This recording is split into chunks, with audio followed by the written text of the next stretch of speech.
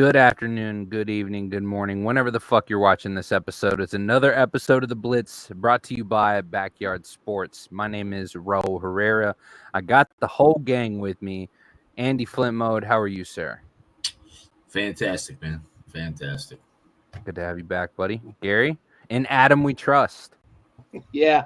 New achievement unlocked today. We have a competent GM who made a very smart move. I'm not going to spoil it because we're going to talk trade deadline, but that's the byline, buddy. New achievement unlocked. I feel like we're unlocking achievements almost on a weekly basis after the Dan Snyder fucking nightmare of a tenure for 20 years. It feels weird, but it feels good to actually have a team that I can look at and not fear, like, what's the next fucking mistake we're going to make? So that's the byline. In Adam, we trust. It feels good to have a GM that it seems he's got his head on his shoulders. But Dad, welcome. Good to see you. Senior, always a pleasure. Man, well, what a week of football as we dive right into it. And 33-21, we start out on the L train as the Jets get it done at home against a continuing to struggle Houston Texans offense. So they need Nico. They need a replacement for Stephon. They need a line. What happened to the Houston Texans in the last 3 weeks? Yeah, it's tough. And I did waffle on this pick a little bit last week because it was at MetLife, but also because of, like you mentioned, Nico's out, Steph's out. The offensive line's been really, really struggling. And I mentioned it like in our chat, like, is CJ Stroud having a sophomore slump? Is he regressing? Is he actually not the guy we saw last year as a rookie? But you pointed out astutely, like, all of the shit that's going on around him is a contributing factor to that. The advantage that they do have, though, is like they're in maybe the worst division in football because Jacksonville is no good this year. Indianapolis looks like they're a bit of a mess, even with Flacco this past week. And Tennessee is in a full fucking rebuild. They traded away Hopkins. They let Henry walk out the door. They've got the advantage of, like, if they can get Nico back and get healthy, they might be a dangerous offense again at the end of the year. Joe Mixon looks like the real deal.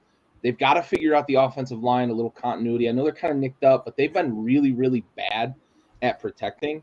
So, yes, this is a bad loss for them to take for a Jets team that was pretty desperate. They had to have this win or their season was really just going to be in the tank officially. It's a tough week, Thursday night game, kind of odd short week, that sort of thing. I don't know that I'm going to sell my Houston stock necessarily based on this game, but I would, if I'm a Texans fan, I'm very, very thankful that we play in the AFC South. Yeah, for sure. I mean, the Colts look like they could be a threat. They kind of dump one against Minnesota, who's a quality team, and you'll have those games. But Nico Collins is, I think, eligible to come back this week off the IR. I mean, he's probably not going to play. Unfortunately for them, they get the Lions this week too, which probably not the easiest task. But the Diggs injury, they got to find a way to protect the quarterback. I just, Mixon's having an okay time running the ball, but they can't pass protect, and that's a problem. We watched them do it well last year, and without that, I think Stroud's been sacked more than anybody in the league. It's been pressured more than anybody in the league, so that's tough going, man. Yeah, they went from one of the best offensive lines in the league last year, statistically, metrically, and eyeball test last year, to one of the worst statistically, metrically, and eyeball test this year. Stroud is under fire all the time. Hundo peasy. And so we'll see how they manage to survive the next few weeks as they rebuild and hopefully reload somebody in soon, or they'll just tank the season. So this is, speaking, games that just didn't turn out the way you expected them to. Buffalo wins narrowly at home, field goal victory. Gary, what are your thoughts on this one? Divisional game, weird start, slow start. Bills, they just seem to always be behind at halftime.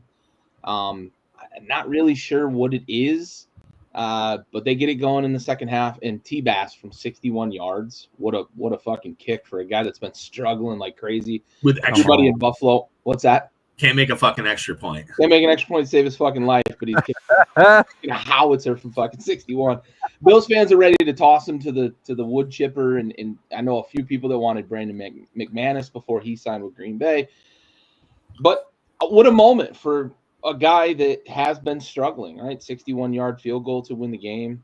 Josh Allen put on the cape at halftime, carried this team to a win in the second half after a slow first half. Keon Coleman, despite the fact that he might miss this week with some concussion type things from a former Bill hitting him in the head, is starting to come on. Amari Cooper missed last week, but he was good the first week. So we'll see if Buffalo can kind of keep this momentum going. I chalk this up to like weird divisional game. Tua's back. He makes a difference for that Dolphins team. We didn't see the Tyreek of old. I know Andy's still waiting for that for his fantasy teams, but anytime now. Just a weird game, and we know Miami can run the ball, and the Bills are not the best at stopping the run. So all those factors contributed. Weird game. Bills are happy they got a win here.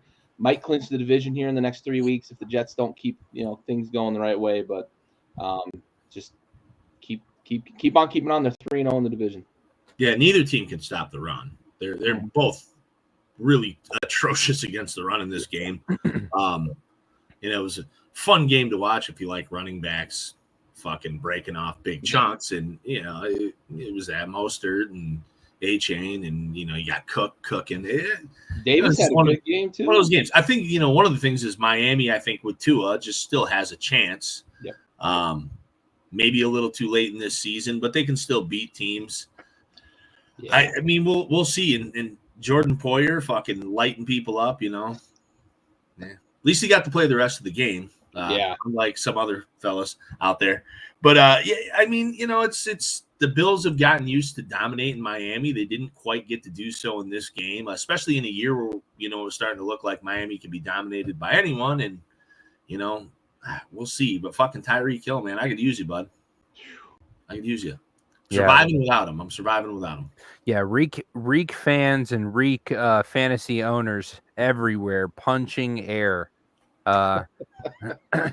And so, yeah, this just in hurricane gale force winds coming from the homes of Reek fantasy owners everywhere from them punching air.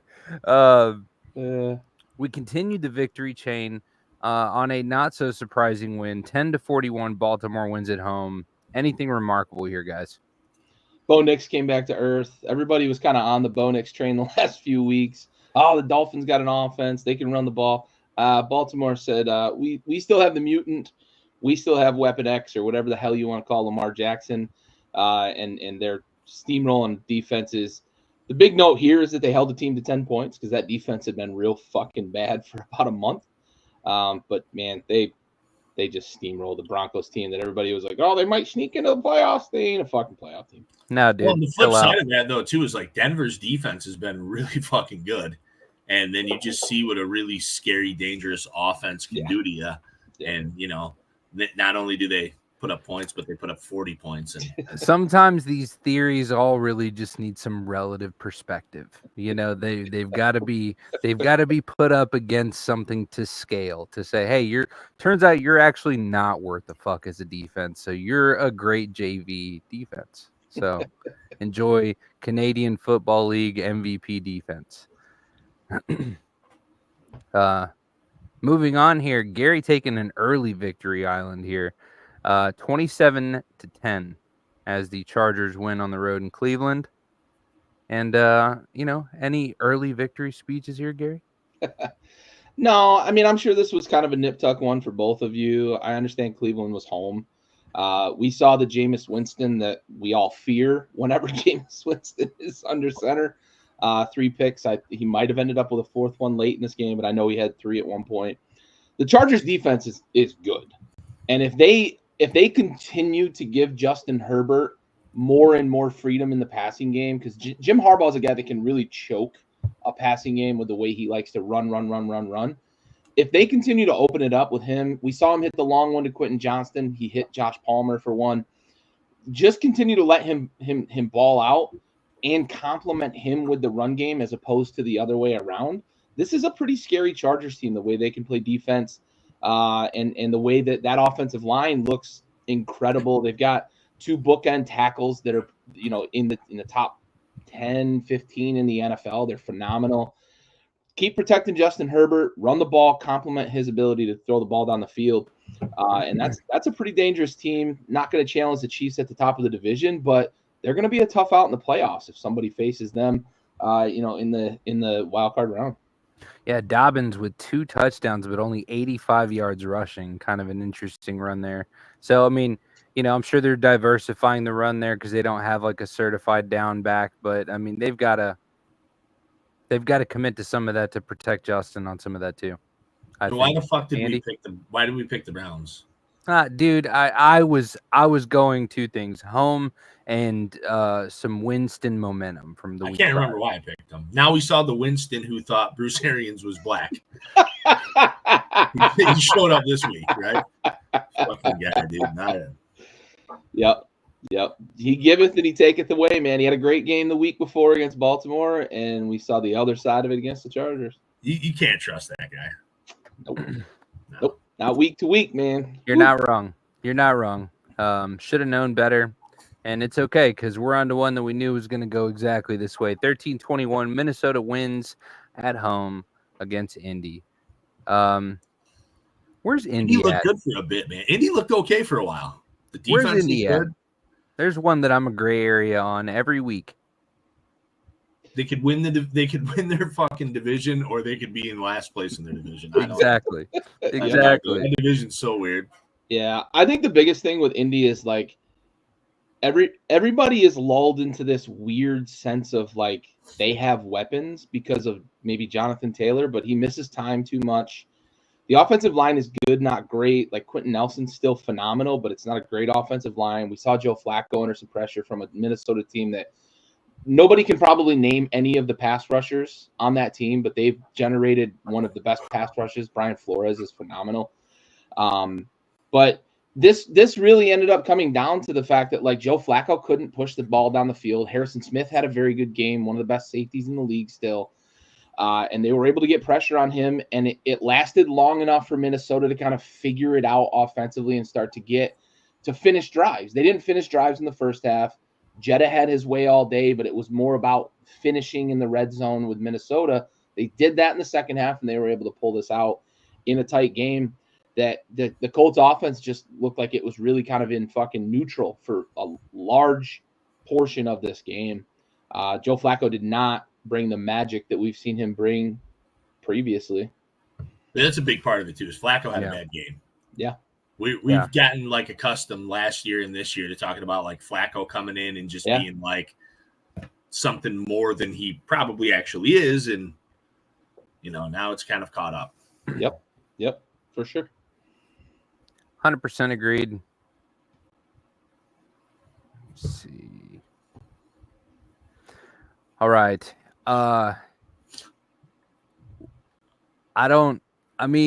You know what? If I expected anyone to lose to the Carolina Panthers, I kind of figured it was going to be New Orleans.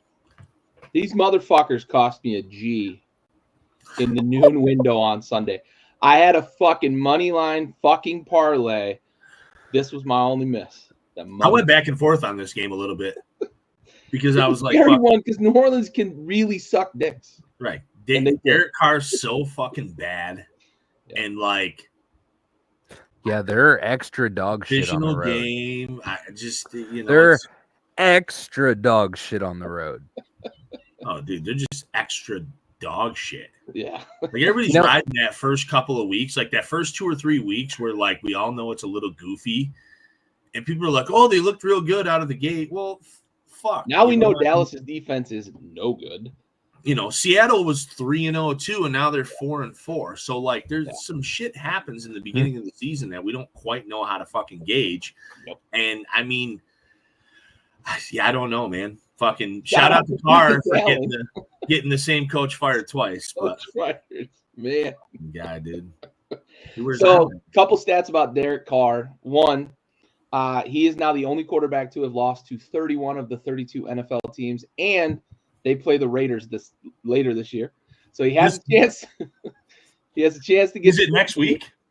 I think it's December No? 19th or November They 19th. they do play them. I saw that. That's Yeah, they're fucking playing hilarious. Yeah.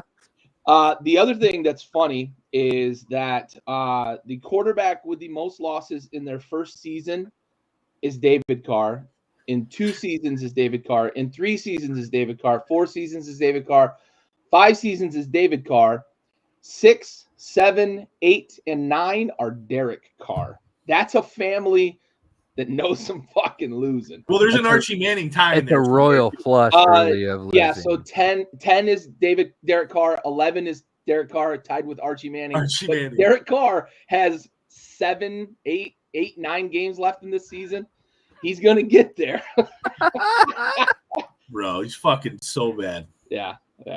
So it's fucking so bad. We'll get to the Cowboys soon. However, I saw one of those just checking to see if we're still them boys.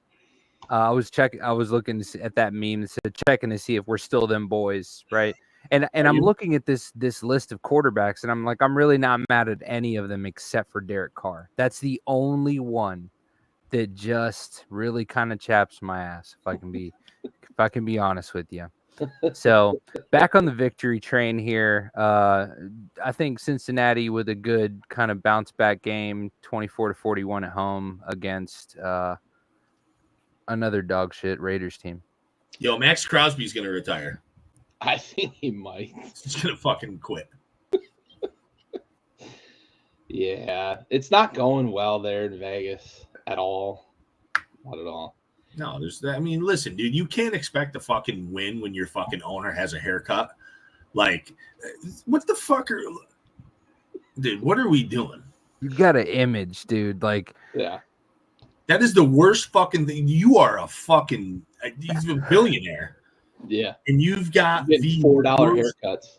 Bro, that shit looks like some fucking Tom Sawyer Huck Finn. Terrible. What the fuck is he doing? He got his barber off of Temu. That he doesn't have a bar. I think he's got some old lady with a bowl.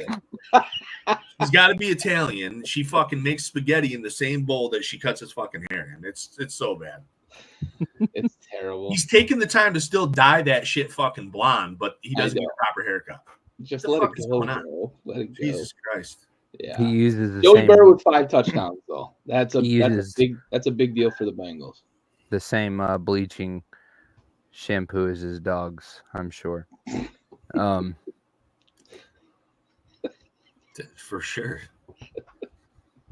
Just gets the fucking monster bowl at Chipotle and just throws it right on his head when he's done, and just says, "Fucking line me up, champ." Oh, Jesus Christ! Yeah, it's atrocious. And so this one, a little bit closer than I expected it to be. Washington wins in New York, 27-22. And so we'll defer to our resident Washington correspondent here, Gary. Giants always play us tough, man. It happened earlier in the season, 7 field goals to win the game. Daniel Jones, for whatever reason, looks like a competent quarterback against Washington, no matter who's, coaching the defense. There's some positives for the Giants to take away from this, like offensively. Slayton, looks like he's coming into his own after a few years of sputtering. And Malik Neighbors, he looks like the real deal. We got to figure out a way to get, if I'm a Giants fan, we got to figure out a way to get Malik Neighbors to stop dropping the most critical catches at the worst possible times. He's so good, but in those moments, he's fucking terrible. Jaden Daniels is giving him shit. It was fun to kind of watch that interaction. This game to me, though, was one of those ones where I sort of waffled on this because the Giants always play us tough, but I couldn't bring myself to pick the Giants. The biggest thing, they recovered this weekend. Joey Burr had a big weekend, but they've been up and down all year. But this game to me was an illustration of things have changed in Washington. This is a game that under Ron Rivera we'd have lost 22-13 because it just would have been terrible. This team they're resilient. They're tough. They rally around Jaden. They rally around what they're doing defensively. This team is overachieving based on the talent that the defense has. Got to figure out how to stop the run a little better, but without Jonathan Allen, that's a little bit of a challenge. But this is just one of those games that I'll point to at the end of the season and be like, that's a game that in the past we would have lost, and it might be the difference between making the playoffs and not making the playoffs. You know, it came across the ticker at one point. Daniel Jones was fucking 4 for 4 for 0 yards and a touchdown. I was like, what the fuck? What's even happening here? Yeah. It was like that Broncos-Jets game. And not a bad day for Danny Dimes either. 20-26, 174 yards, 2 touchdowns. I mean, not a bad day. Oh, he had like 60 yards on the ground too. I mean, yeah. When he had the 0 yards passing for the touchdown, he had like 50 yards on the ground. But just a weird fucking stat to see on my television. Yeah, I'm immediately like, how the fuck does that? Has Jerome Bettis playing? Doesn't even make sense at all. No. Tracy and Singletary were chunking. Daniel Jones had a good day on the ground. We got to figure out how to stop the run a little better. But like I said, this is a game that at the end of the season, if we end up like 11-6 and we're a wild card team, or if we end up 12 or 13 and win the division, that's the game I'm going to point back to and say, like, that's a game that we would have lost in the past and it would have cost us either the division or a playoff spot. Ultimately, regardless of who it is, a division win is a division win. Yeah, absolutely. And we are on to another prediction of wins, another divisional foe taking an L in the ATL. So, not surprised. Not surprised. I think Dak really kind of summarized it best on the sidelines, where he just got captured perfectly saying repeatedly that we suck. And I'm so glad that he's finally seeing that. It's nice to finally get to this point. I'm hoping that the Cowboys fans have finally drawn down and recognized where we are as a team, and that we're not ready, and that Jerry Jones does, in fact, need to die before we're a good team. And that's okay. So we'll continue to waste Dak's time and waste our money doing absolutely nothing. And then hopefully, maybe, Mike McCarthy can continue to cuck Jerry Jones into keeping his job for the rest of the year. And we end up with just a great draft pick.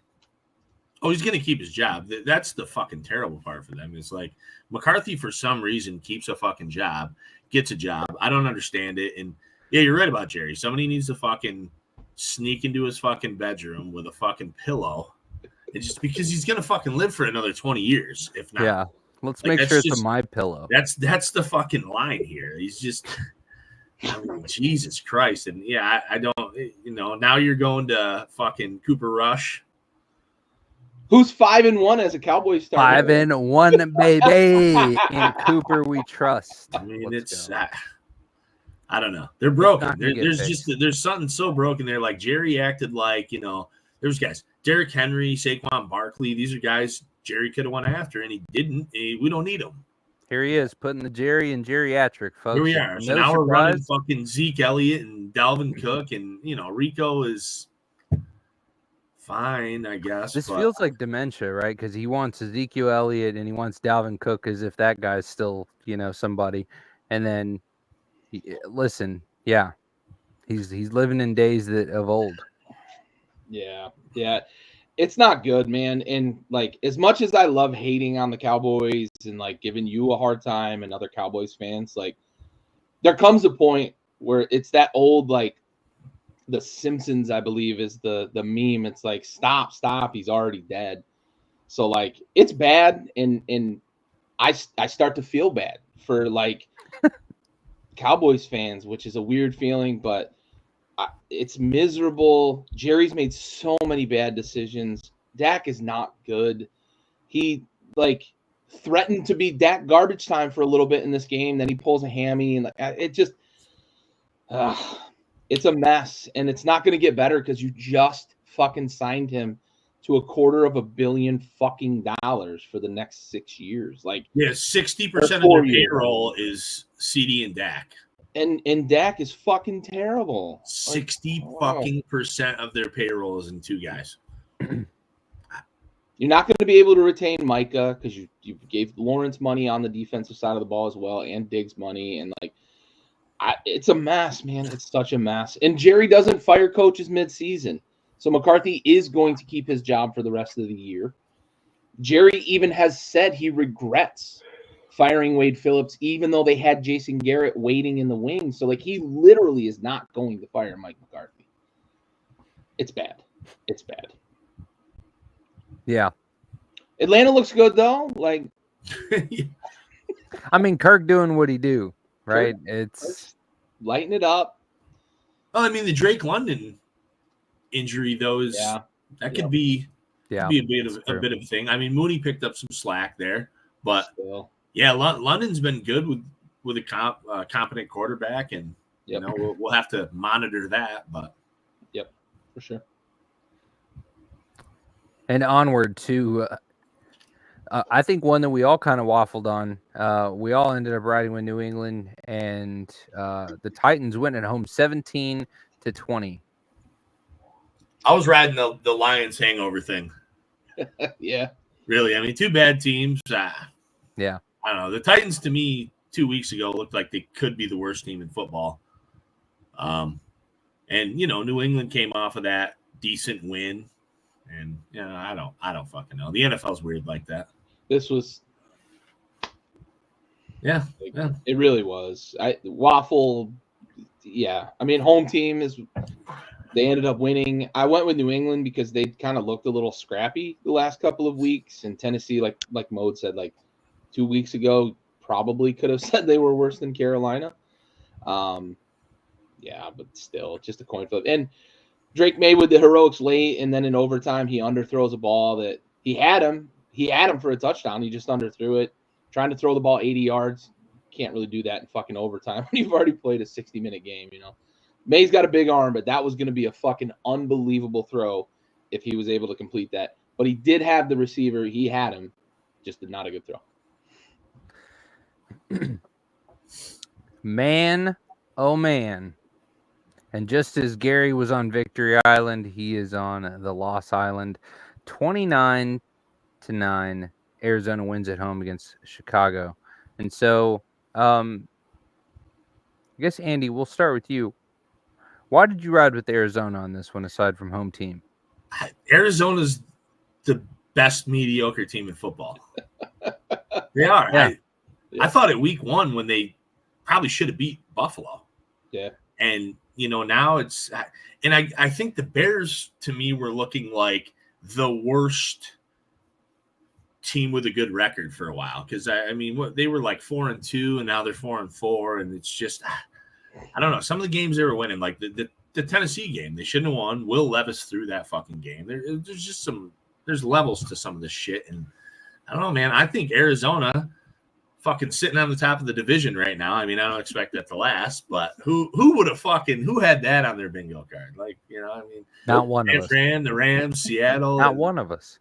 No, but the fucking Arizona didn't have that there. But they're a team. I mean, Arizona can beat you up. I mean, they've got talent, especially on that offense, but they can fucking play defense. So they're just a weird fucking team, and I don't think you'll ever know what you're going to get out of Arizona from week to week. Like, I think they could go out and lose to Carolina, but they could probably go out and beat the Chiefs or, you know, somebody to that effect.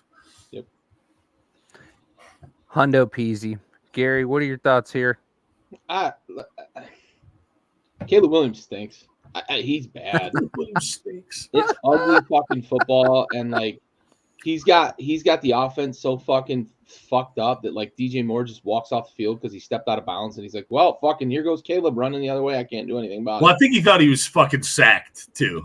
Probably thought the play was over too. DJ right? was like, "Fuck this." Thought the play got blown up.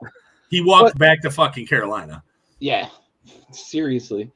But then, like, the craziest part about it, too, is, like, the Bears are the first team ever to give the ball back to a team at the end of 2 consecutive halves, 70 yards from their end zone, and fucking under 30 seconds left, and give up a touchdown in both fucking scenarios. Amari DiMarcado with a 59-yard touchdown. Run at the end of the first half against a Bears defense that is stout for the most part, but they just lose fucking, and that's coaching. That's coaching. And we talked about it after the Hail Mary with the Tyreek Stevenson thing, like, and Eberflus like not having a fucking clue how he fucked that up with the play before the Hail Mary, and then they lose sight of Amari DiMarcado. Like, How many people knew Amari DeMarcado was a fucking NFL player, right? Like, he's not a guy who you're talking about that's going to hit a home run at the end of a half. The Bears are just in a bad spot.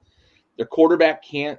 He's like top 10 in time to throw in the pocket, time in the pocket. And he just won't take it. Won't take it. He's always trying to scramble and be a he leaves. He's a habitual fucking pocket leaver. He's a for no good fucking reason. Time. Yeah, for no good reason. He hates that shit. It's terrible. Yeah, he's a man of liberties. He's like, oh, a fucking nice pocket? Fuck this shit. Options? See ya. I'm going this fucking way. Well, you know what happens is, like, I think a lot of times when you're a good athlete, you get fucking so used to these college fucking defenders who you can run away from. They aren't bigger, faster, stronger. And, like, these fucking guys in the NFL, like, you see a fucking 250-pound linebacker, and Caleb Williams, like, guy'll never catch me. Then you're on your fucking ass, and, you know, it's that 250-pound fucking middle linebacker caught you. It's a fucking different animal. I think he's too cocky. I think he's and then your ACL doesn't exist. Yeah. I mean, I'd be fine with it. No, I think a lot of what happened in Chicago was the good start. Yeah. And people are like, oh, this is a tough division. Chicago can compete. And the season just gets longer and it gets tougher. And they might be lucky to win fucking 6-7 games.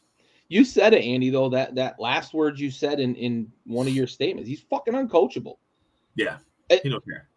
For him to answer the question after the game that he got of, like, why are you still in late in the game, the way he answered it, he like danced all over Eberflus's fucking coach grave in that statement, in that retort to that reporter. Like, that to me tells me everything I need to know about an NFL quarterback. He sounds like Ryan Leaf with that statement.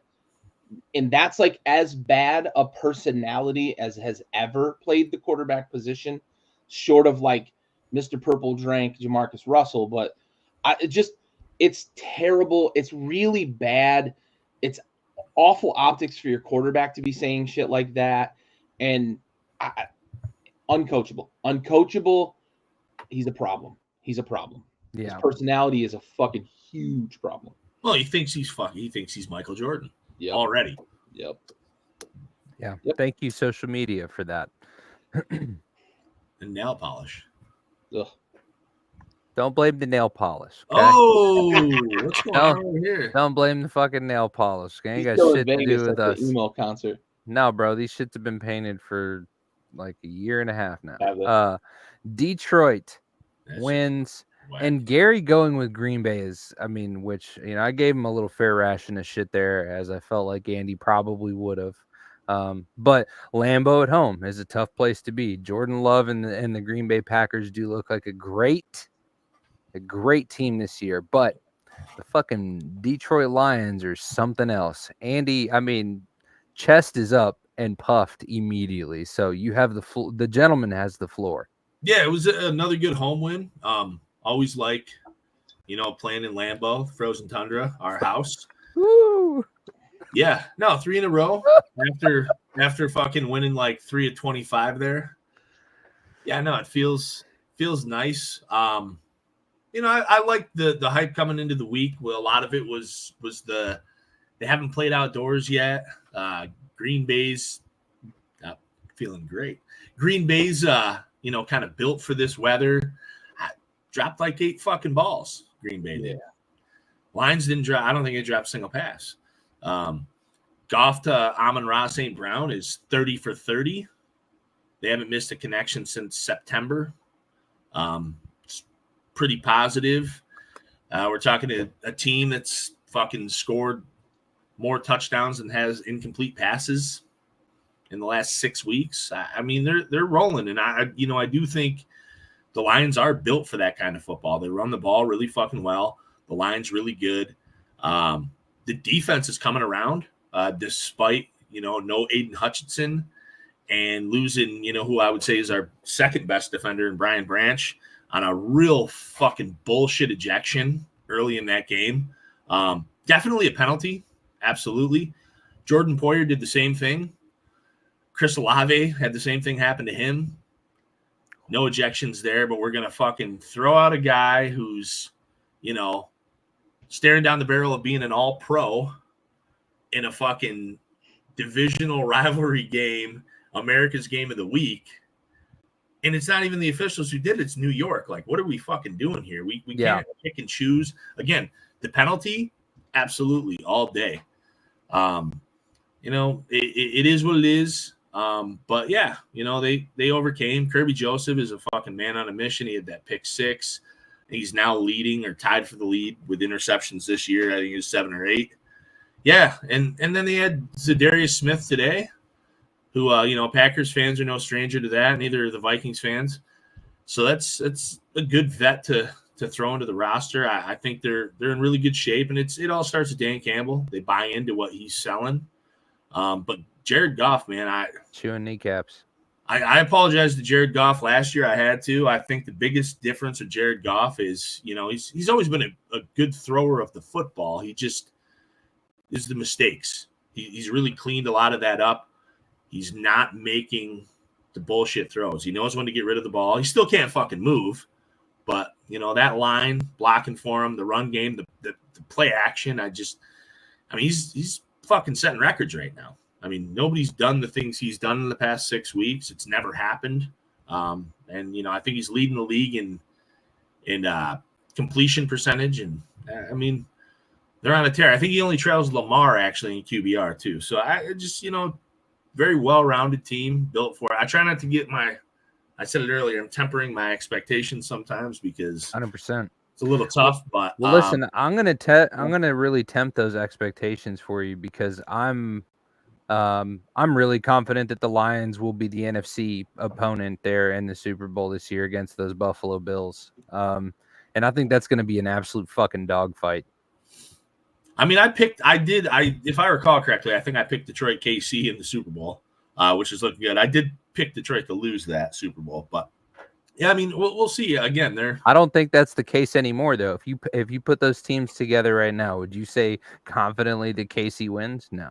No, I'm going to take Detroit. Although KC with Hopkins is kind of a different animal, but again, I'm here for it. Got the Texans this week. Yeah, I think it's just important for the Zebras, not only on the field, but also, in the booth and then in New York to know their fucking place and not interfere with entertainment value. Don't try to interfere with the game. Let the game be, Yeah, less is more sometimes. We're just so inconsistent with it too. Garrett Wilson had a touchdown last week where it's literally the same day that we had George Pickens come down with his 1 foot twice, but Garrett Wilson literally lands out of bounds with his knee, and they're like, well, his shin, momentarily somehow, fuck off with that. And then we had another one this week. Javonte Smith had a catch that wasn't a catch. His shin somehow was down before it's get the fuck out of here with this weird, inconsistent application. Remember the shit they were trying to say last night about the shin? Yes. What the fuck was that? How did they word that? You remember that? And then the ejection thing, right? Poyer had the hit that was almost exactly the same hit as Brian Branch. Just so silly. Mode, you mentioned the mistakes, Goff avoiding the mistakes. This game really hinged, in my opinion, on the mistake that Jordan Love made at the end of the first half. I don't know what he was doing, trying to throw a ball to Josh Jacobs. Just throw it away. And it's a pick 6 in a situation where you could go into the locker room, you're down a score, just kind of ride it out. Packers dropped 9 balls, I believe, in the game. And they almost doubled up the Lions in total yards gained. This is a weird game. And you mentioned it, Andy. Detroit is built to win in a number of ways. Dan Campbell said it in his interview after the game, his post-game interview, that they're built to win in different environments. It's how they've assembled the roster. It's Dan Campbell's mentality. He wants to run the ball. They can win these bad weather games because they can run the ball. And they're going to rally around whatever it is that they can rally around in that week. And they get that play before the end of the half. And that really changed the entire tenor. And Green Bay just never could recover. It was turnovers on downs. It was drop balls in the red zone, that sort of thing. You can't have that shit when you're playing a good team, even at home, even in a divisional game. You just can't have those mistakes. Detroit didn't make them. Green Bay did, and that's why Detroit right now, especially, like, Detroit's just a better team than Green Bay, and I was an idiot for picking Green Bay. Well, right, that's what it was. Green Bay couldn't execute. I mean, right. It was. Yeah. It reminds me a little bit of the game Detroit lost to Tampa early in the season. Right. They couldn't finish. killed them in every metric that counts, except for execution, especially in the red zone. And that Green Bay just couldn't, like, they could drive. Jacobs was having a good game. Yep. And then they'd get a penalty or they get a couple penalties. I mean, listen, there was the thing. It was like 2nd and 30. Yeah. When Brian Branch got that penalty, and then he gets 2 penalties, and it moves them up like fucking 30 yards, and they get a first down. They end up punting. Like, what? That's bad execution. It's, I get the weather shitty, but, like, if you're going to play in fucking Lambeau, you better be able to deal with a little rain. Right. And I just, young team, good. Green Bay's a good team. I will say I think they're a good team, but just execution. How humble of you. Detroit was just they executed on every fucking level. Yep. That's what it came down to. Definitely. Well, and I think you hit the nail on it too as well, Gary. You were an idiot for picking Green Bay. I was an idiot for picking Green Bay. So LA Rams get a victory on the road to Seattle, 26-20. Matt Stafford doing his thing. Listen, the Seahawks are probably in their own little realm of disrepair, but how serious are the Rams this year? How serious are the Rams going to be in the back half of the season? The defense is getting better, and they're getting healthy on the offensive side of the ball. I know Puka got ejected from this game for throwing a punch. Might face a suspension. I don't think he will, but I saw there was some speculation that he might get another. You better get a better punch than that if you're going to get suspended. You know what I'm saying? Yeah, I agree. But, like, they're getting healthy on the offensive side of the ball. Kyron Williams wasn't just a flash in the pan last year. The offensive line is improving and gelling. But the biggest thing is that defense is getting better. And Matthew Stafford, how many quarterbacks in the league would you take over him in a crucial late game situation? He shows us again in overtime with the touchdown pass. What a dime. What a great catch by Demarcus Robinson. Like, I don't know how many quarterbacks you would take. You could probably count it on one hand, maybe less than like maybe a couple of fingers that you're going to take over Matthew Stafford in a late game situation. It's why they traded Goff and picks to get Stafford there. They went and won a Super Bowl. We're seeing it again with this offense that they're starting to gel. And this Rams team is going to be a team to be reckoned with. We've seen them go toe-to-toe with the Niners, even at their best. We're starting to see it halfway through the season. This is why they didn't trade Kupp. This is why they didn't go out and make moves at the deadline, because they're starting to come together. And this is a dangerous team when all these things come together. I want to mention one other thing, too, the Aaron Donald retirement. They've got a real good combination with Jared Verse and Fiske, the guy out of Florida State who went and lit up the combine with like a 4.65 40, I think, white guy, 300 and some pounds, ran like crazy. Those two are awesome to watch in tandem when they're doing tackle and stunts on the defensive side of the ball. Not Aaron Donald, but they've got a pretty good combination with those two young guys too. Like Verse was drafted, I believe, last year, Fiske this year. They're literally 23 and 24 years old, something like that. Well, Seattle too it's a big thing there because I mean they host Detroit week 4. They're 3-0. They lose that game. They lose the next week. Then I think they won one, and then now all of a sudden they're 4-4, and it's just the thing with Seattle to me is 2 years ago they sneak into the playoffs. Right, there was that fucking final week thing. You had the Lions, you had Green Bay, and you had Detroit. We're all kind of in the mix. Seattle ends up getting in, and then last year they kind of fall flat after starting okay, and now this year 3-0. They were one of the 4 undefeated teams or some shit like that, and then it's been downhill since then. So there's a lot to say about that. And the Rams obviously are trying to fight back from the Cup and the Nakua thing, and we'll see. That division's up for grabs, man. I mean, what 5-4 is that the Cardinals' record right now? One game between first and last place. Yeah, there it is.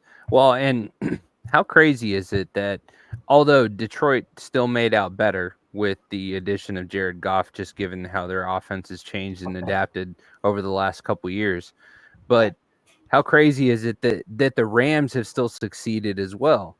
Listen, I don't know if we could ever point to a better win-win trade in the history of the NFL, right? Right. I don't think Detroit came out on the better end because LA won a Super Bowl, right? True. Now, true. I don't doubt that Detroit's in their win. I mean, they were much closer too. I mean, they were absolutely sure. The long haul successful right? team. No, they did exactly Detroit, what they needed to do. Yeah. But I also Detroit is in their window to win a Super Bowl. But I would challenge anybody to look through the history of the NFL for a more win-win trade than the Goff-Stafford trade, because Detroit used the other picks that they got as well to build the core that they're building around Goff.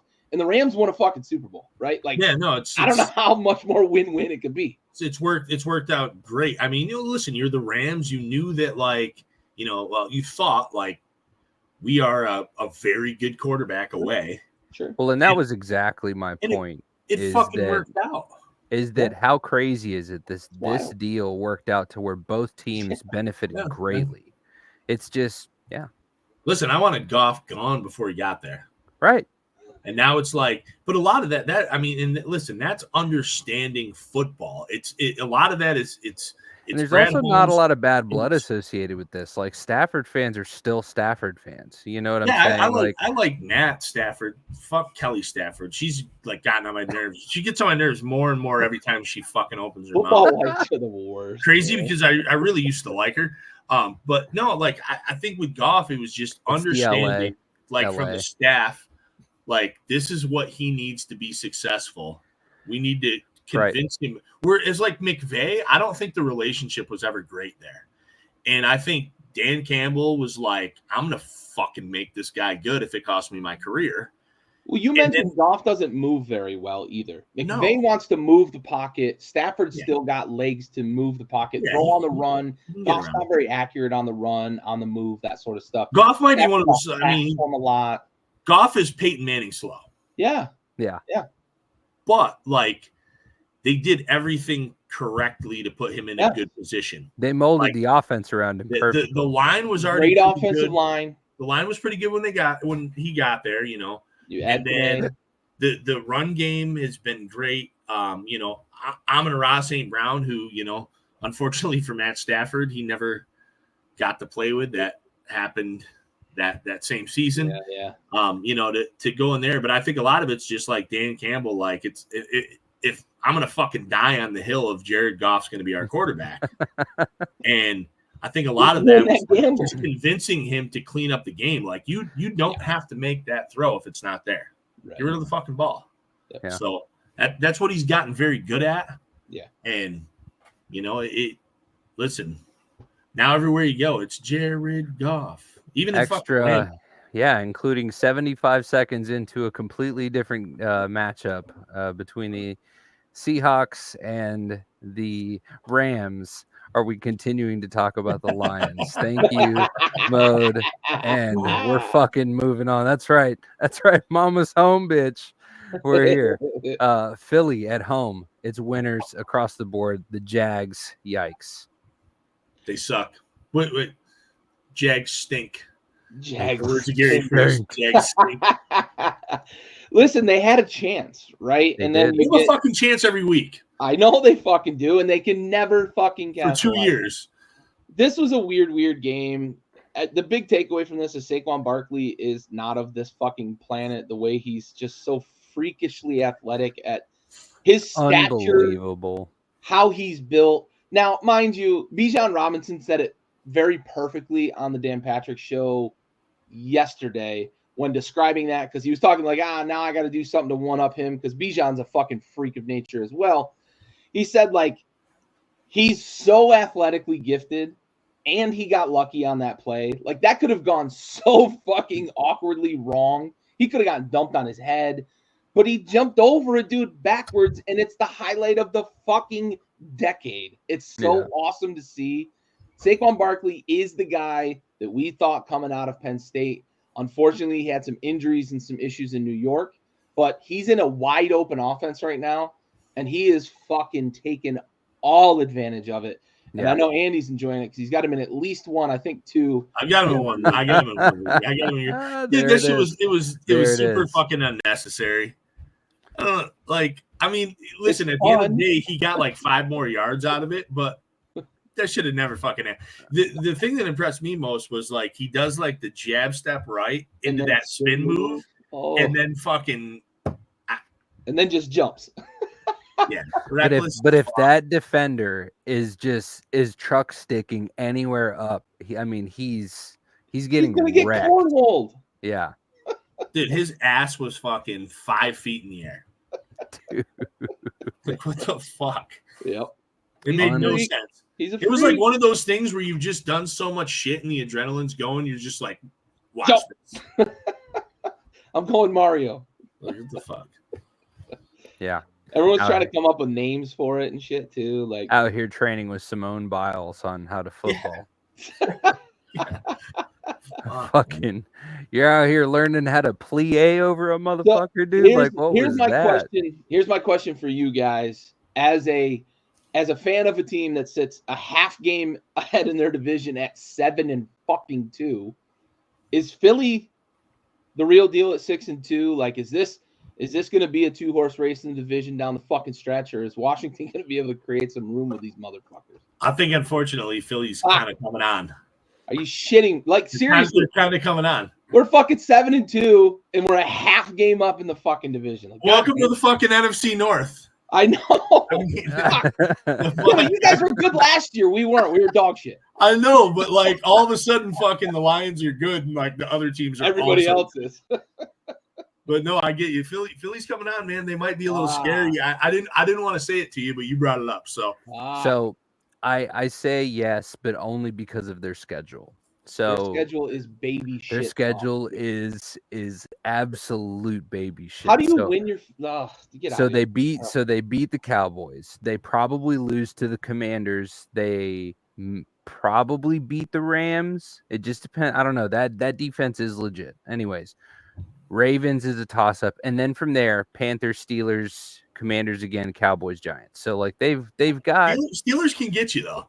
Steelers can get you. We got Mr. Unlimited. But they've got 2 games apiece against their divisional foes who are dog shit. Yeah, it's true. Yeah.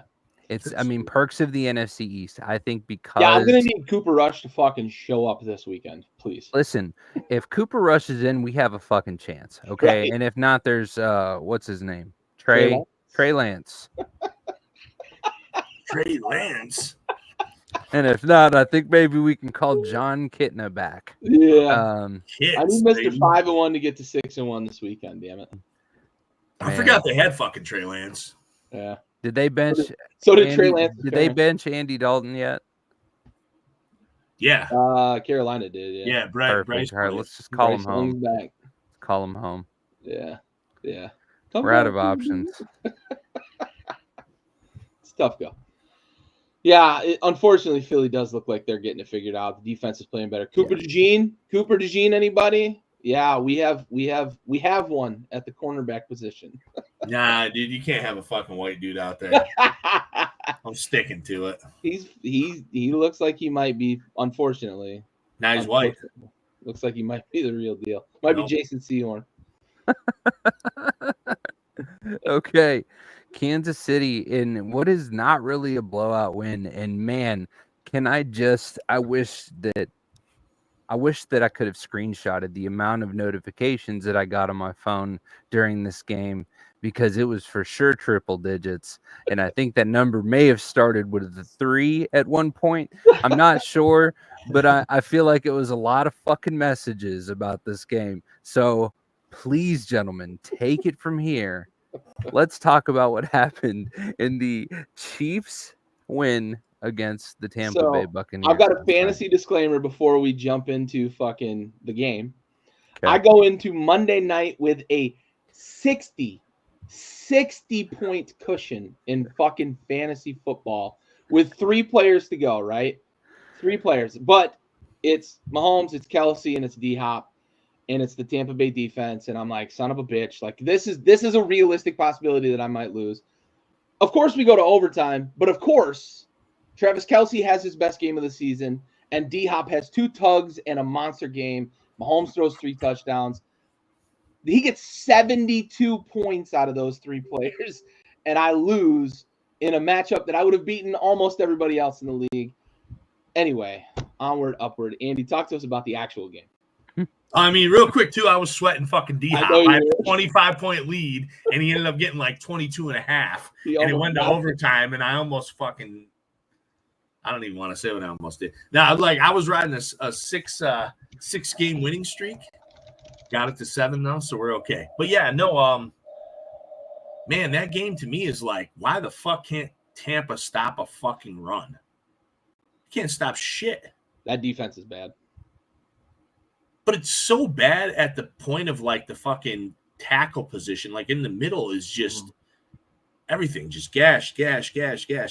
And you know, you said it last night, Gary, when we were talking, and I don't even know. You know, where I even stood on it about Tampa going for the 2-point conversion. They should have. Yeah. I mean, hindsight's 20/20. As soon as the Chiefs won that fucking coin toss, that game was over. Hindsight's 20/20. You absolutely Baker Mayfield knew it. As soon as the fucking coin came up tail or heads, he called tails. It came up heads. He immediately his body language was just game's over. Not. And that's partially like what Mahomes has become in crunch time and yada yada, but like also that defense was terrible. I don't understand. And Todd Bowles after the game was asked about going for 2, and he was like, "Well, with the rainy conditions, we felt like we needed to get to overtime there." No, you go for fucking 2 on the road against Kansas City. They have Mahomes. I'm not leaving my fate up to a fucking coin flip. I'm leaving my fate up to the guy I just paid $30 million a year to play quarterback in Tampa Bay. I'm leaving it up to my guy who just got me down the field against a Kansas City defense that was completely gassed on that last drive. I've got Cade Otton, who's a monster. And Sterling Shepard was having a game. Who? Shepard, yeah. He was all over the place. A great game. And both Bucky Irving and Rashad White were gashing the Kansas City defense. Yeah. Like, I've got options. I'm going for 2. I want it in my guy's hands. I'm not leaving it up to a goddamn coin flip. No fucking chance am I leaving it. Because you can just count it out. Mahomes gets the ball in overtime. A switch flips, and he's throwing a fucking touchdown. So Baker knew it was over. Everybody in Western New York knew it was over. Right. Shit was done with. Yes. Go for 2. Go for 2. Always go for 2. Always go for 2. There, you heard it here first. You cut Mahomes' fucking foot off, and they were still gonna fucking score. Dude, they could have put a peg on his fucking left leg. Yeah, Hundo peasy. Well, peasy. I do believe that wraps up last week's festivities. I do just want to quickly brush through the week record. So, week record, Andy and I tied 11-4. So again, 2-game race there. Gary just kind of doing his thing back there, doing his best. You know, he's just out there. He's just doing his thing back there. He's doing his best. So, the most insulting part about all of this is that somehow I'm in the lead and I know the least amount about football out of anyone on this panel. So that's all right. Listen, women win March Madness brackets every year because they like the color of certain jerseys. This may be the one bottle bet that I offer amongst the gentlemen here is just, hey, this season, let's put a bottle bet on it. There you go. Well, you got the lead, so you might as well. It's easy to talk shit now. Give it a couple weeks. All right, well, why don't we get to the most important part of our show? For those of you guys who've tuned in for the first time, we appreciate you guys watching. We're a veteran-owned podcast. Myself and Gary served together in the Navy, deployed together a couple times, and we dedicate every episode of our podcast to a fallen service member in our Folds of Honor sponsor segment we call our Salute to Service.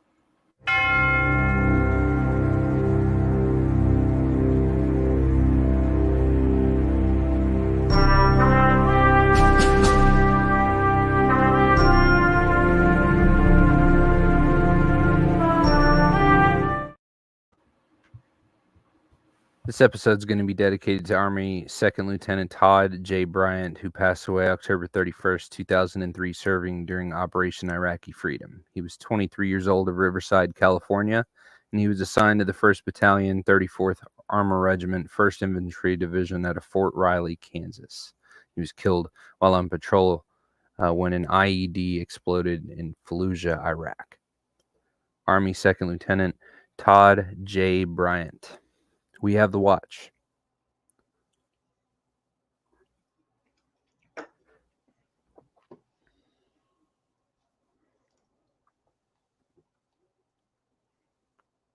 Thanks, Senior. Appreciate you. I love that support. Always makes me feel better.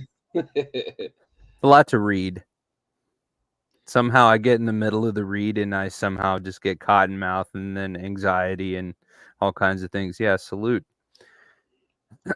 So, all right. Well, listen, we have some trade deadline things that we need to talk about, Gary. So I'll go ahead and pass it on to you. Yeah, so busy trade deadline day. Not normally super busy in the NFL. If you're a basketball or a baseball fan, trade deadline day is usually super busy. It's odd a year when you don't have many moves, especially in basketball. We had quite a few moves today. We also had a few. I included a couple. I included the Hopkins trade and the Devontae trade in our graphic here because they happened around the deadline and they were, big name moves. Zadarius Smith to the Lions. They give up a little bit of draft capital. Pretty savvy move. I'm going to pass that over to Andy here in a moment. Ravens went and got Tre'Davious White, a guy who's been injured and not necessarily been a great cover corner, but they are thin at the corner position. They also basically got him for free. The Steelers trading for Mike Williams. They've been dying to get some receiver help. We thought they might be in on Deontay Johnson to potentially bring him back, but Deontay Johnson, also another name I didn't include in this graphic, went to Baltimore. Commanders, my byline, Adam Peters goes out and gets Marshawn Lattimore, 28-year-old cornerback, under contract this year and next year. They ended up restructuring the contract, so the last couple years of his original contract got voided. But Washington has some ability to control in terms of whether they're going to keep him around. Young guy, one of the better cover corners in the NFL, a guy that's locked horns with Mike Evans, a guy that's locked horns with some of the better receivers in the league, a dog. I mentioned DeAndre Hopkins, mentioned Devontae Adams, a couple wide receiver moves that shifted the needle for both teams. People expected the Jets to immediately hit the ground running. It didn't happen, but they looked good against Houston, better on offense. And DeAndre Hopkins had his breakout game last night against the aforementioned Bucs defense. Big game for him. He showed off what makes DeAndre Hopkins what he is on that ball down the middle where Mahomes kind of threw up a desperation throw under pressure, and he caught it between three defenders. That's what Nuke brings to the table that not everybody does.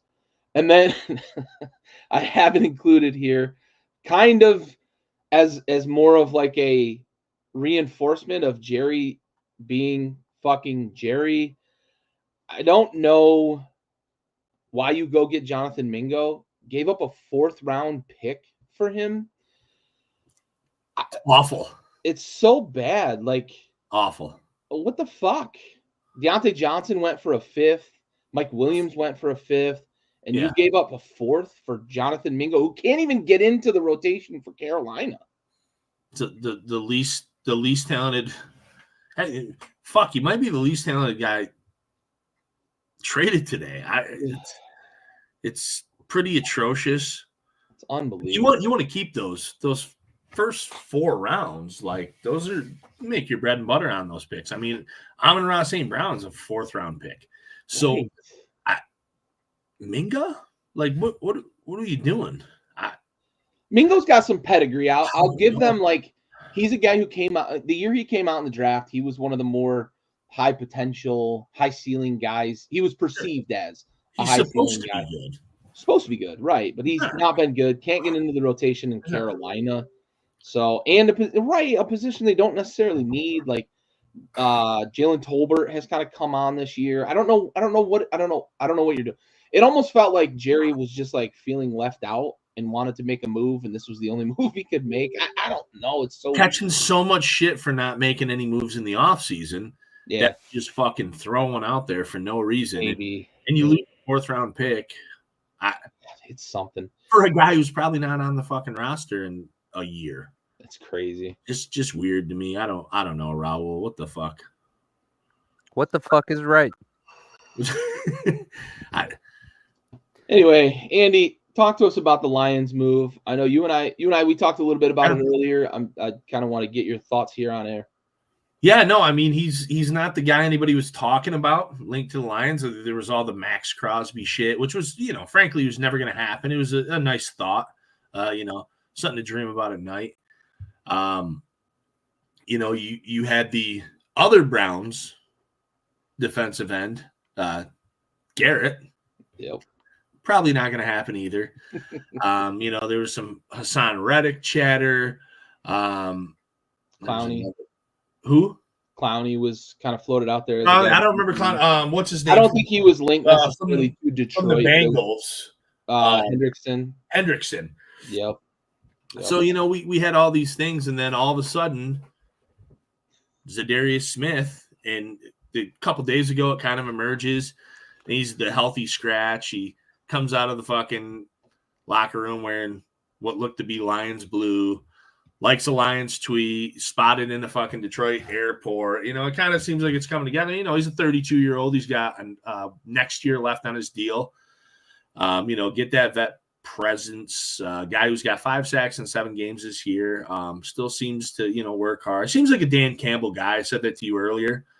Seems like the right kind of fit, at least in the short term. Get a season with Hutchinson next year, it seems like, too. So, we'll see. I'm excited about it. I mean, it's nice to bring somebody in. The defense has actually come around since Hutchinson has been out. They've been improving. I think they've been disciplined. I do think Aaron Glenn, who I've been hypercritical of, has done a pretty good job. Nothing beats the images of him fucking standing there in the rain. Needed windshield wipers for his fucking glasses. Just fucking zoned in. Like he fucking just ate a fucking 1/8 of shrooms. He's just like, he needed those spy windshield. Oh, dude. Yeah. But, yeah, obviously, if you're a Lions fan, you can't help but be excited by this. We watched Zadarius Smith be a fucking game wrecker in Green Bay and Minnesota.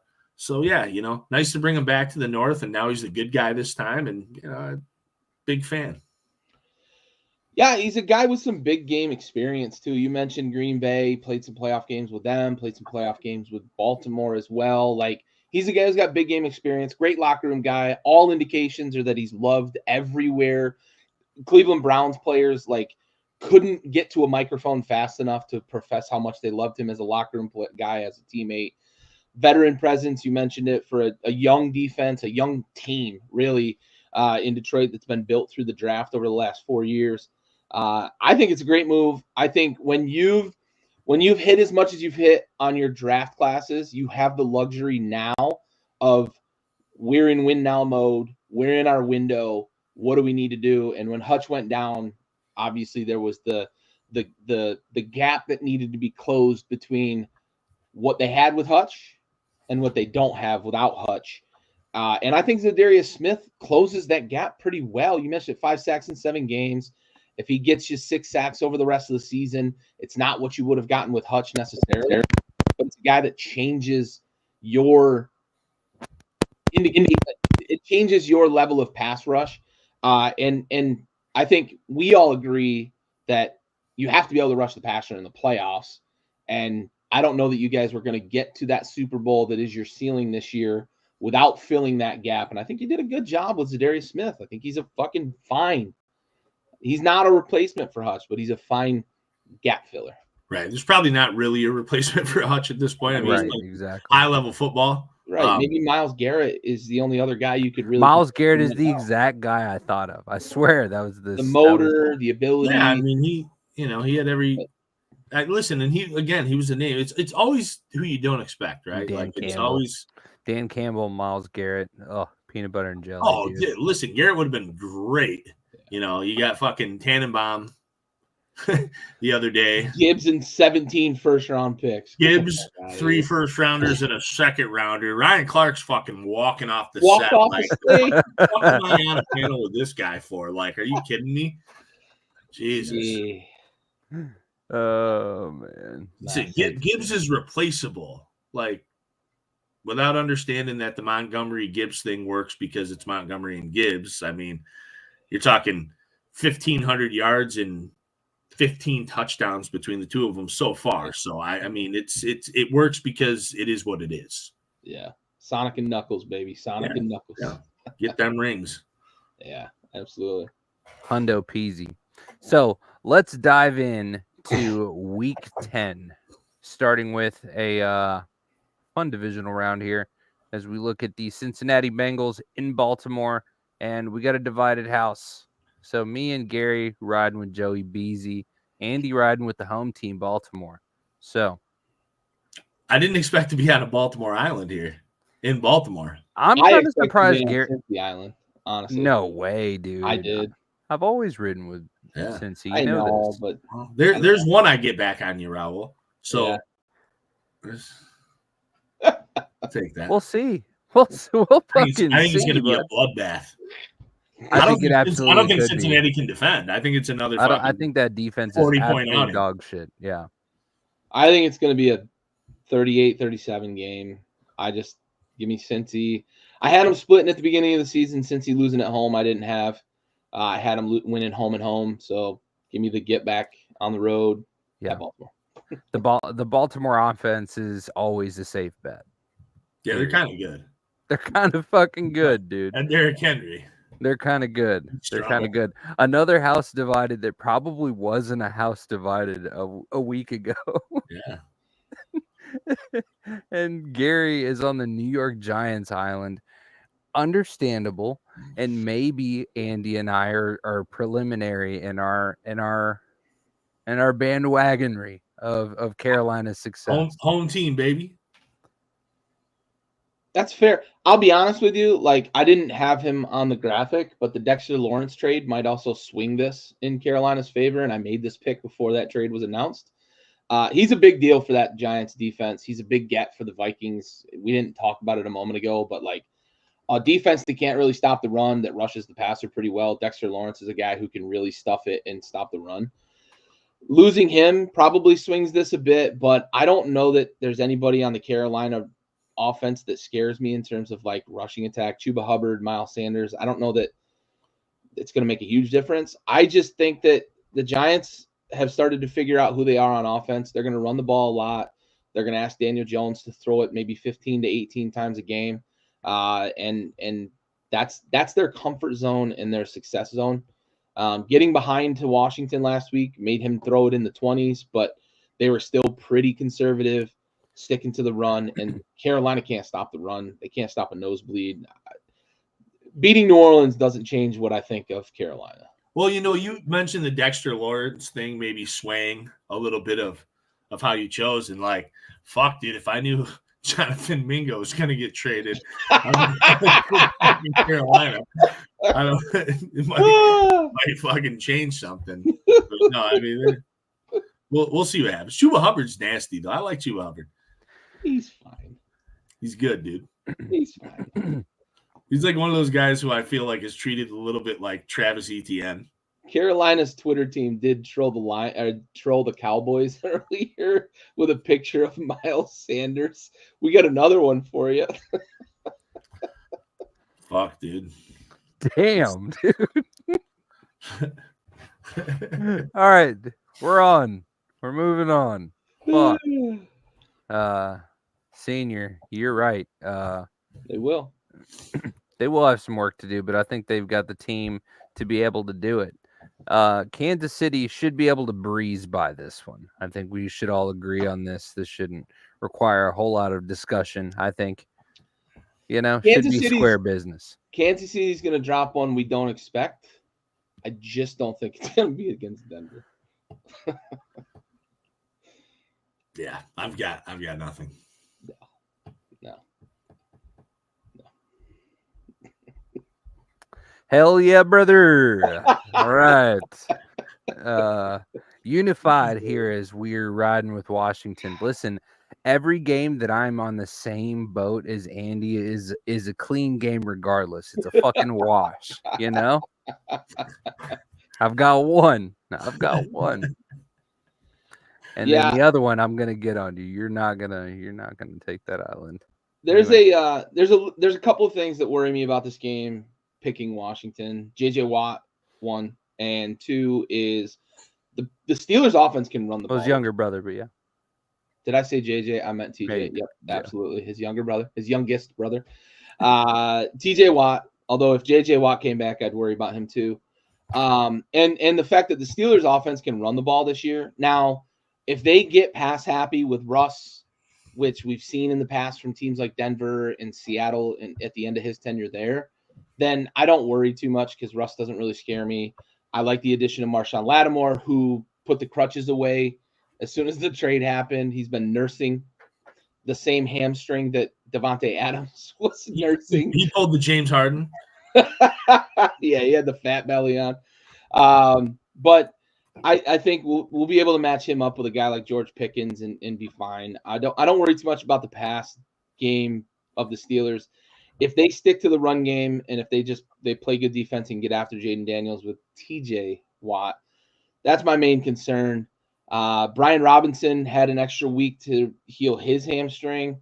If he's back, I think we're going to be able to stick with running against this Pittsburgh defense that can be gotten in the run game. But even without Brian Robinson, we ran the ball well against the Giants last week. So a couple things worry me, but it's a home game. This is one of those games that if you want to start telling people that you're a good football team, this is one you win at home. Yeah, this was one that I initially picked for the Commanders, and then I went back and erased it and came back to it because it's Pittsburgh. Like they're a good enough team. They're very well coached. Mike Tomlin does a good job. And, talking about TJ Watt, and they did add Preston Smith that Green Bay decided to trade for no fucking reason. Didn't understand that. Weird. But yeah, I mean, I don't know how ready he'll be to play for the Steelers this week, but ultimately I went with the team that I'm confident is the better team. I think it's the Commanders, but this is a game I think that if I'm a Commanders fan, I'm a little worried about just because it's the Pittsburgh Steelers. They beat you can't good rule teams. them out. They want to muddy it up. Yeah. They can. Will the and Commanders they will. rise to that?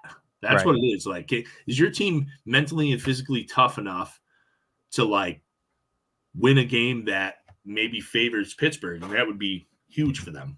Yeah, agreed. 100%.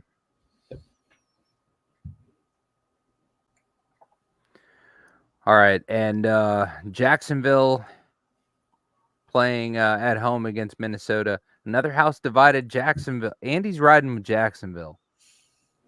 The home team feels. I'm not sure why I fucking picked Jacksonville. I have no faith in Jacksonville, and I picked them. I don't know what I was doing here. That's a bad pick. All right. We're on the same page there. I was surprised you picked them. I honestly, maybe it's a hatred of Minnesota or something. I don't even hate Minnesota. Like Minnesota to me is not the same as the Bears and Green Bay. Like I don't know why the fuck I picked Jacksonville. Yeah. No idea. I love the addition of Dexter Lawrence. Jacksonville traded away Cam Robinson. They look like they're in full rebuild, and Doug Peterson is coaching like a man who knows he's about to get fired. They were really reckless last week in some situations against Philly that I don't think he makes those decisions if he's on stable ground. So it's unraveling in Jacksonville. Minnesota added to that front four that's been really, really good this year. I think Minnesota might cruise kind of comfortably in this one. Yeah, and Jacksonville sucks. And they suck. So easy dub there for me is so Atlanta is definitely going to go down to the Big Easy, and they're going to lay the fucking smackdown, I think, on the Saints. That offense is really even more in shambles after last week. You don't fucking say, senior.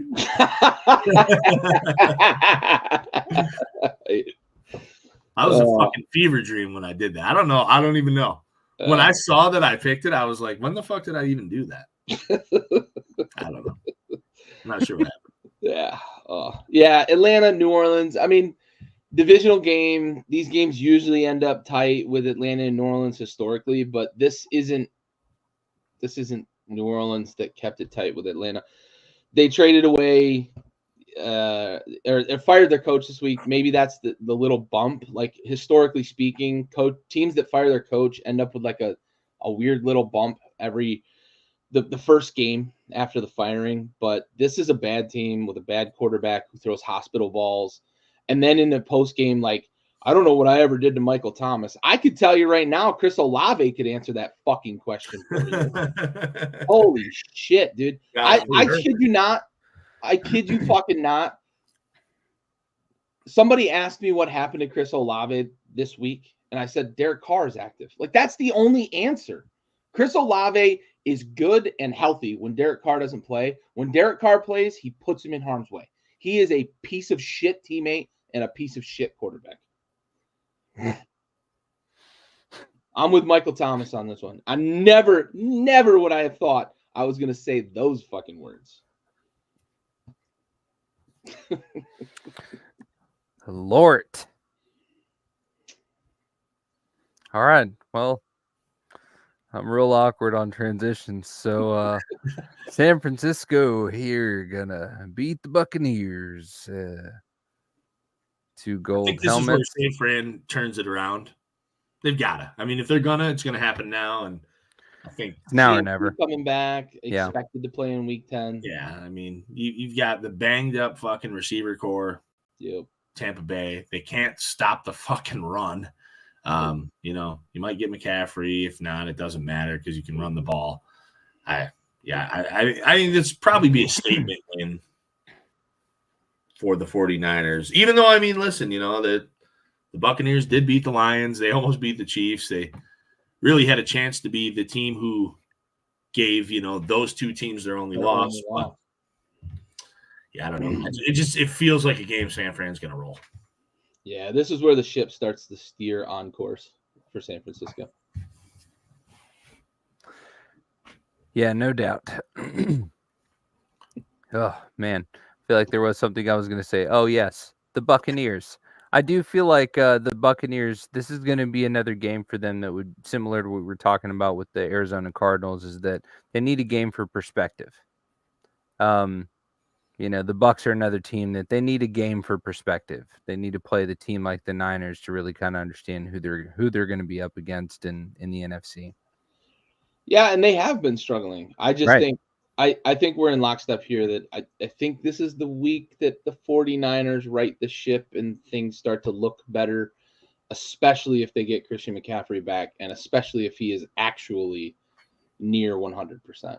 Right. If you're in the mindset that San Fran is going to turn it around and they're going to be a playoff caliber team, they're going to win this division, now's the time. If you're not, then right, maybe you don't feel that way. But I'm obviously we feel that way. So Yep. Well, hell yeah, brother. Hell yeah, brother. All right. Okay, listen, I think we're all safe in saying that Buffalo is probably going to beat Indianapolis. Pretty solid team. Buffalo is not disruptor proof, but is Indianapolis a big enough disruptor to take down Buffalo? If Flacco harnesses some of that magic, it certainly could go that way. The one thing that worries me if I'm Buffalo in this is how bad they got gashed last week against the run. And Jonathan Taylor is healthy, and he's one of the more dangerous backs in the NFL as long as he's healthy. But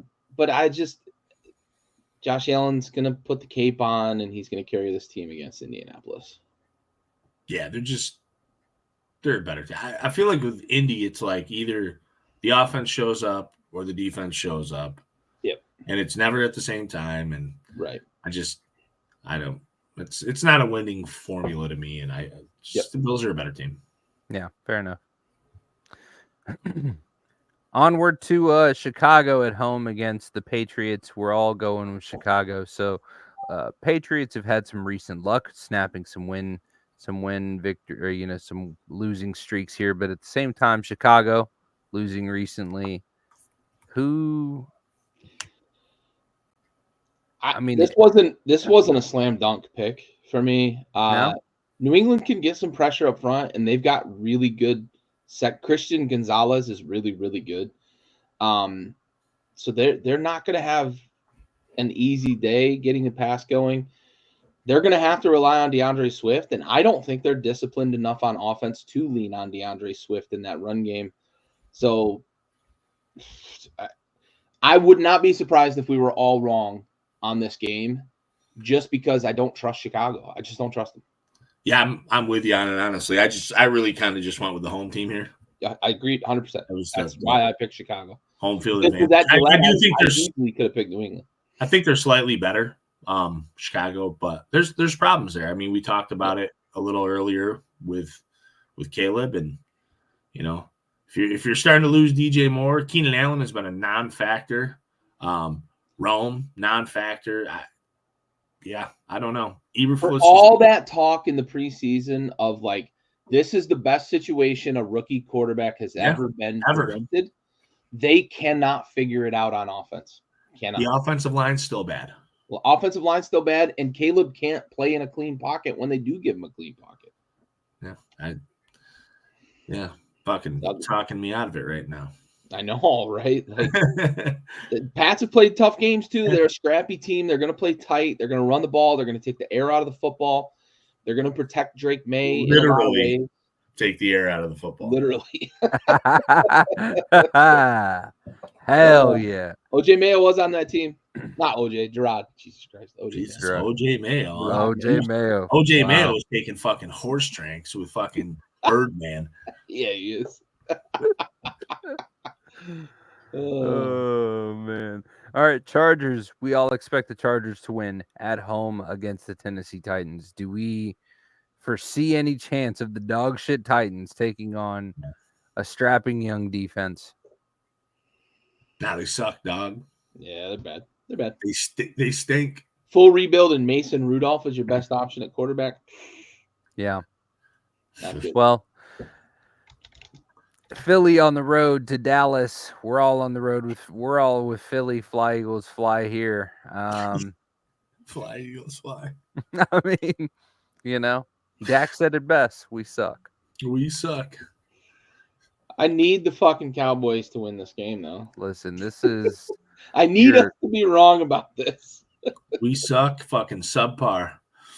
Yeah, they need wide receiver help bad. I'll tell you what, dude. Jalen Pope that they drafted this year, I thought had a chance to like be a good second option. They don't even have a first option, so I don't know if he's going to be a good second option. Sick. But it's not been great. They need desperately to go get like 2 wide receivers and a tight end this offseason. I don't even know what the market is.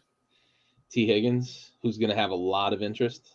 I don't want fucking T. Higgins as my number one. I'm settled on that. I don't want T. Higgins as my number one receiver. That's fair. That's fine. And I like T. Higgins. I'll take him as my number 2 opposite of Terry. They're tied into a contract. Sure, but not for $21 million. No, hell no. Too much in that contract. Yeah, I think New England feels pretty good about Drake May. Being the young guy, they sat down Jacoby Brissett, who was supposed to be the veteran stopgap. I think they feel pretty good about Drake May. I was surprised they started him this early. You just signed that big deal. He ain't going anywhere. And you don't. I don't think you want him now either because of the injury. I mean, no. But I think they feel all right about Drake May. I think I feel all right about Drake May. If I'm a Patriots fan, I like what I've seen. They desperately need to get him some weapons to throw to, though. It's like the dearth of talent at the skill positions in New England is so bad. Yeah. Come on, New England. Go out there and get fucking Mitch Trubisky some shit to throw to. Same alma mater. That's right. Well, I am a little confused as to how we got on the subject of the Patriots, but Aaron. Yeah. But anyways, Good the Jets are on the road against the Cardinals, and even though the Jets just won, the Cards gaining steam. I think it says a lot, the fact that we talked about the Houston Jets game, and the only thing we talked about was the issues Houston has, Right. as opposed to like being here saying like, did the Jets figure it out? Like, no, they're going to go to Arizona. The scrappy, as Andy has said, like they can beat you up on defense. This defense is going to give them the business. Aaron Rodgers is going to get hit early and often, and that offensive line is going to show its fucking pock marks again. Arizona will run the ball, and the Jets cannot stop the run. They've got a good offensive line and two running backs. James Conner is a monster, but Amari DiMercato is a nice compliment to him. I don't think the Jets righted the ship in a game on a short week on a Thursday night against a Houston team that is absolutely fucking devastated. They're a mash unit down there in Houston. That being said, I wouldn't be surprised if the Jets won, but Sure. My gut says Cards. It's a close game. I don't think the Cards are head and shoulders better than them for sure. I agree. 100%. I do think it's you said it very well. It's crazy how we didn't mention shit about the Jets, and then we both all voted against the Jets despite them finally getting a dub. Right. There's no glory to this dub. Fuck them.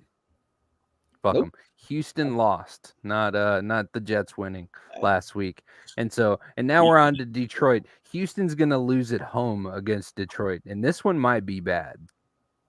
I mean, I have to hope so, obviously, right? I just think, the way Detroit's executed, the way that Houston has struggled, the lack of weapons. I don't expect Nico Collins to play this week. Obviously Stephon Diggs is out, so you're relying on Tank Dell. Mixon is their offensive weapon at this point. The Lions have been, besides against Green Bay and against Seattle, they've been very good against the run.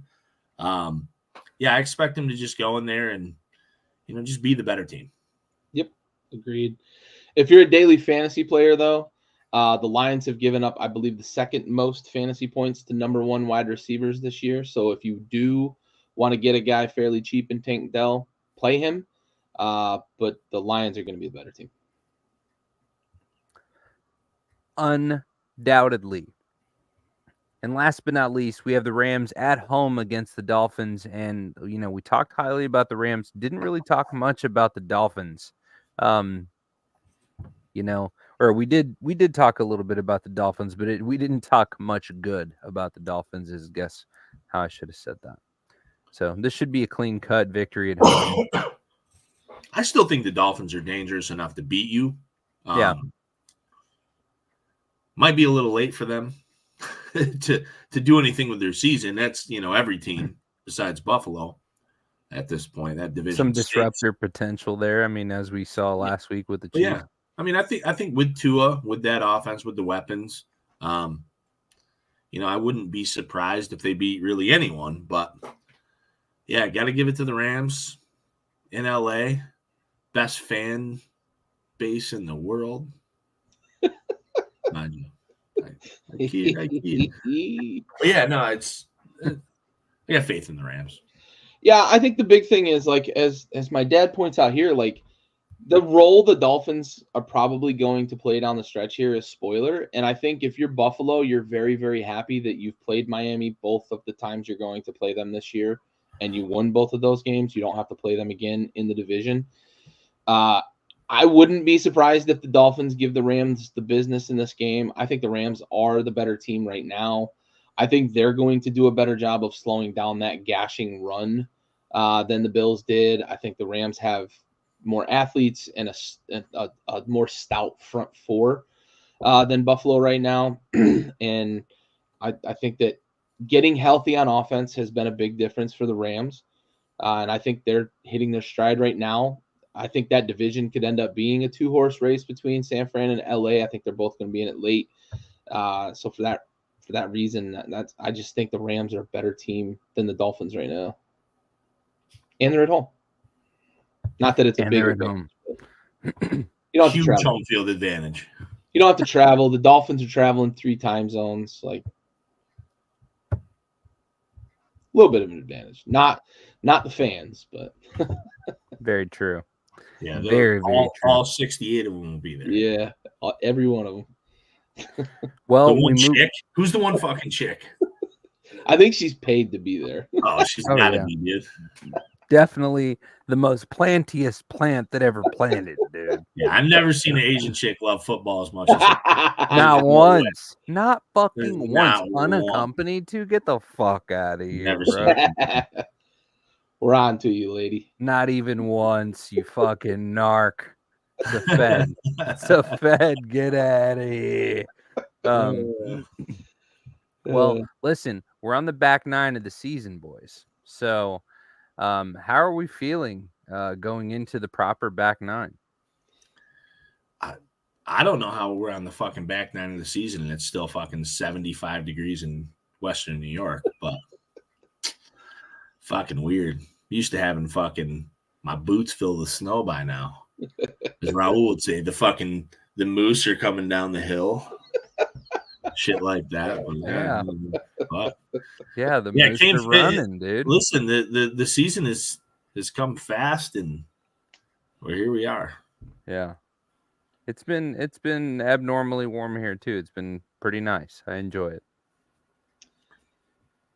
I will say this. Fuck those Butler ice caps. Yeah. I will say this as a Commanders fan, it is nice that on November 5th of 2024, I am not already looking ahead to the draft. Right.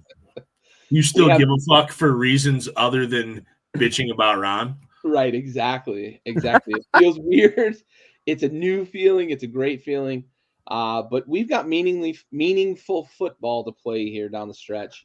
And that's a new experience for me.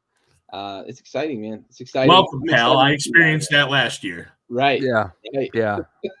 And one of these years I'll get mine, and it's gonna be and just I'm gonna call it early because I had a chance to do it last year with Andy, and I thought about doing it with you, Andy, or with Gary, but I'm gonna do it with me. I'm calling it now. I claim it. It is my face, and then it is the Dallas Cowboys as the Step Brothers awkwardly try to hug each other at the end of Step Brothers. That's exactly what it is. That's exactly what it is. Yep. It's you're trying to figure out how to be a motherfucker. Yep. Not getting my face. Oh, Roundup. It's like, yeah, you'd like that, wouldn't you? I'm not gonna call him Dad. John Hopkins. Yeah. I used to fucking smoke weed with Johnny Hopkins. It was Sloan Kettering. Sloan Kettering.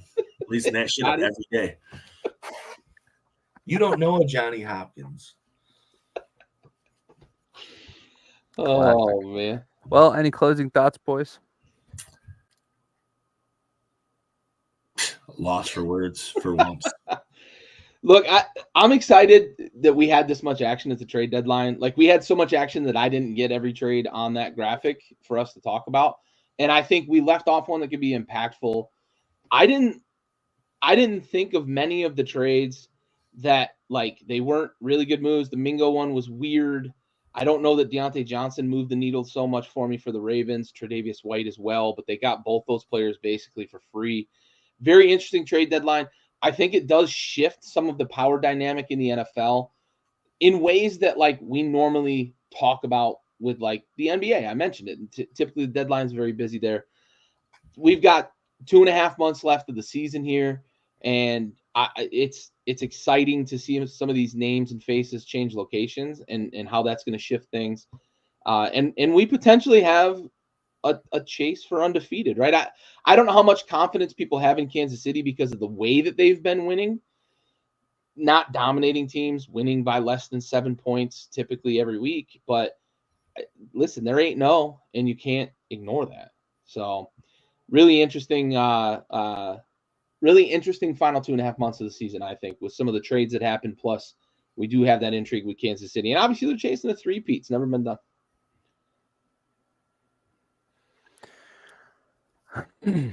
I'm very curious to see how certain teams are going to be able to kind of sustain the consistency that they need to be good with what they have. There's too many teams right now that have injuries or have people down, and then they're going to get them either late in the season or they won't see them at all. How do they battle that adversity to make it through the rest of the season? There's still a lot of ball game left as we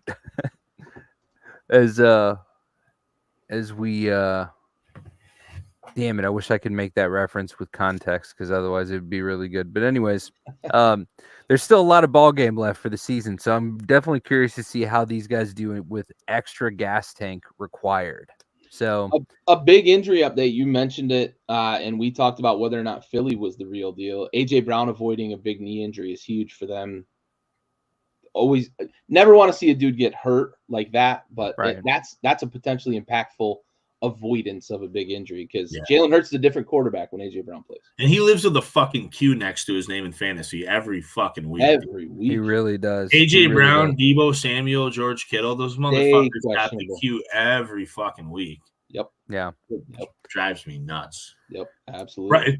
Fucking Brian Robinson every fucking week. These fucking guys driving me fucking bonkers, man. Well, hopefully we don't see CMC jump on that train as soon as he's back. Gee. He got that fucking. They better bubble wrap his ass Monday through Saturday. I'm telling you, dude. I am telling you, they better figure that shit out.